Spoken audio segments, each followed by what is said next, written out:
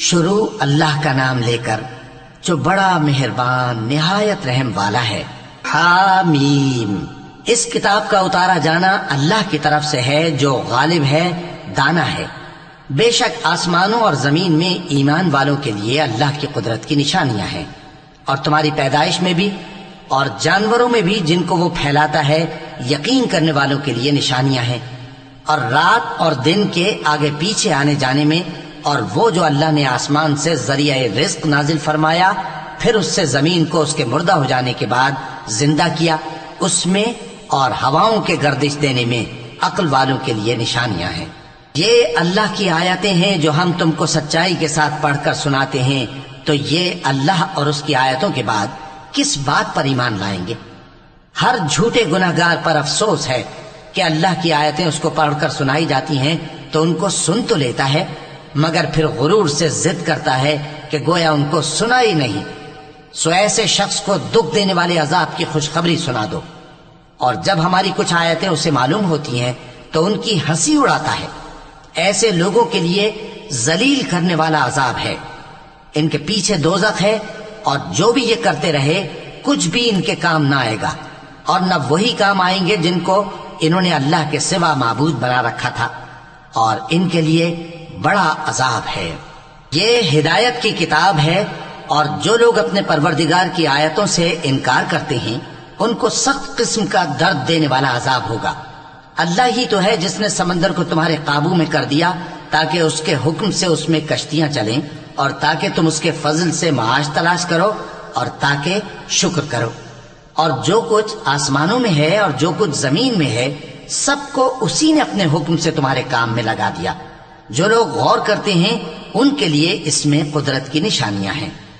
مومنوں سے کہہ دو کہ جو لوگ اللہ کے ان دنوں کی جو اعمال کے بدلے کے لیے مقرر ہیں توقع نہیں رکھتے، ان سے درگزر کریں تاکہ اللہ ان لوگوں کو ان کے اعمال کا بدلہ دے۔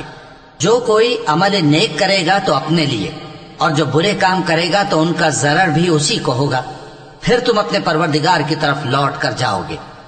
اور ہم نے بنی اسرائیل کو کتاب ہدایت اور حکومت اور نبوت بخشی، اور پاکیزہ چیزیں عطا فرمائیں، اور اہل عالم پر ان کو فضیلت دی، اور ان کو دین کے بارے میں دلیلیں عطا کی۔ تو انہوں نے جو اختلاف کیا تو علم آ چکنے کے بعد آپس کی ضد سے کیا۔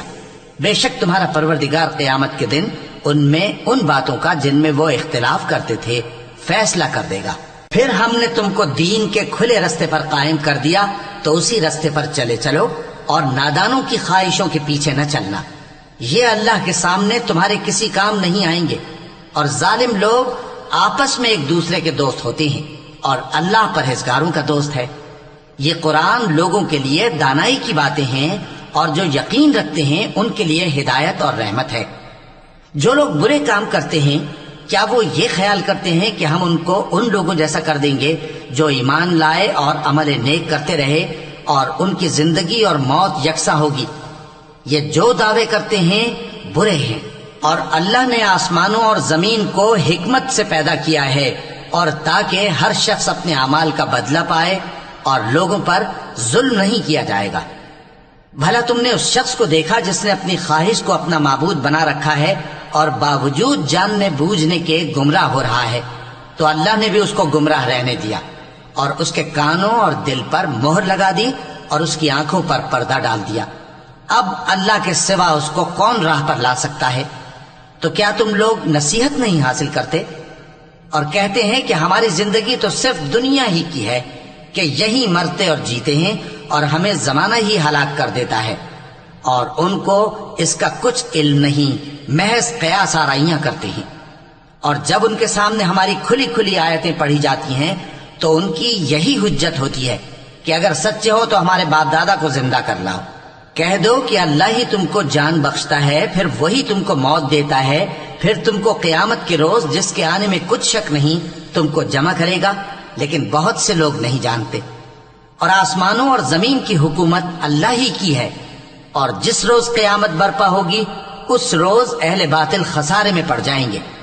اور تم ہر ایک فرقے کو دیکھو گے کہ گھٹنوں کے بل بیٹھا ہوگا، اور ہر ایک جماعت اپنی کتاب اعمال کی طرف بلائی جائے گی جو کچھ تم کرتے رہے ہو آج تم کو اس کا بدلہ دیا جائے گا. یہ ہماری کتاب تمہارے بارے میں سچ سچ بیان کر دے گی. جو کچھ تم کیا کرتے تھے ہم لکھواتے جاتے تھے. اب جو لوگ ایمان لائے اور نیک کام کرتے رہے ان کا پروردگار انہیں اپنی رحمت کے باغ میں داخل کرے گا. یہی کھلی کامیابی ہے.